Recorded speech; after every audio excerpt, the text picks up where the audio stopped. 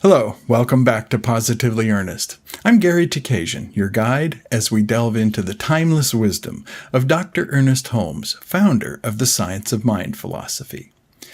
This episode is number 3 in my series, What is Science of Mind? And this time we focus on how to use Science of Mind to improve the quality of life.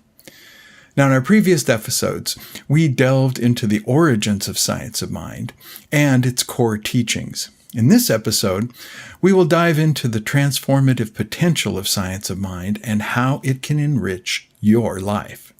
At the heart of Science of Mind are 2 primary understandings. The first, that mind is the ultimate power and presence, the creator of all that exists. Dr. Holmes wrote, "Nothing moves but mind. And we are dealing with the mind that is the mover, the creator, the cause of all that is or all that is to be." And the second understanding is that each of us are part of the all that exists, meaning that we are to the divine like a drop of water is to the ocean, the very same essence. And as such, we share on our individual level the same creative power as the divine on the universal level.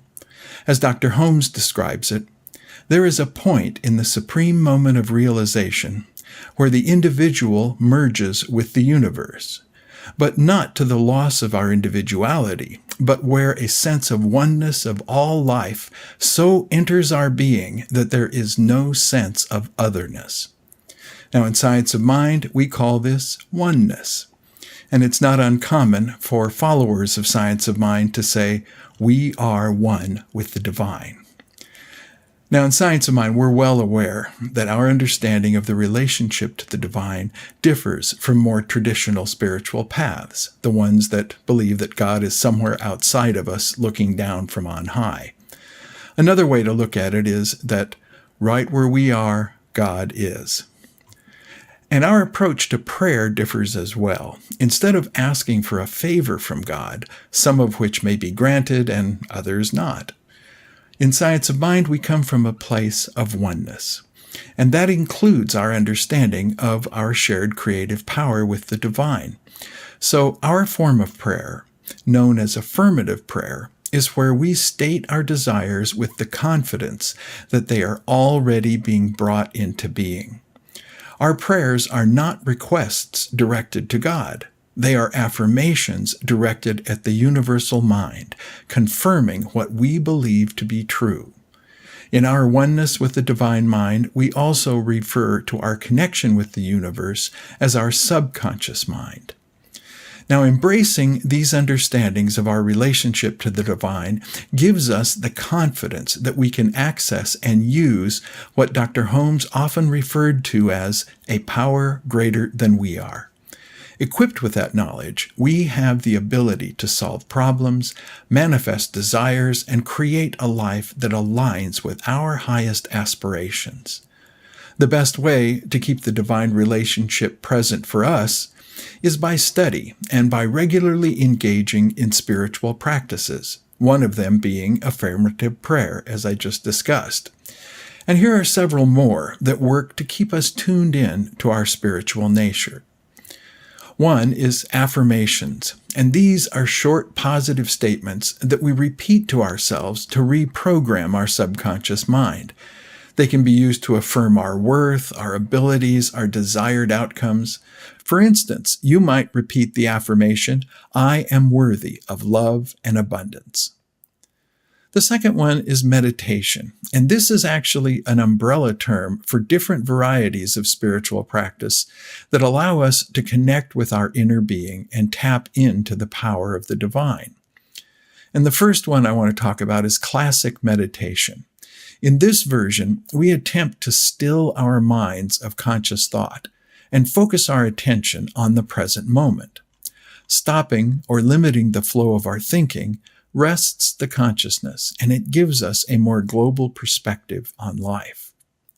The second one is visualizing, and this involves creating a mental picture of our desired future. By going into meditation and visualizing our goals and aspirations, we can align our thoughts and actions with our desires. This is also the process Dr. Holmes refers to as creating a mental equivalent for what we desire, and that is what I discussed last time. Visioning in Science of Mind is a meditative practice that is kind of a spiritual two-way street. We go into the process with a series of questions, with a pause between each to allow for any thoughts, feelings, or images that come to mind. Questions are typically, what is the greatest divine idea for what we desire? What do we need to release for this to manifest? What do we need to embrace for this to manifest? And what else do we need to consider?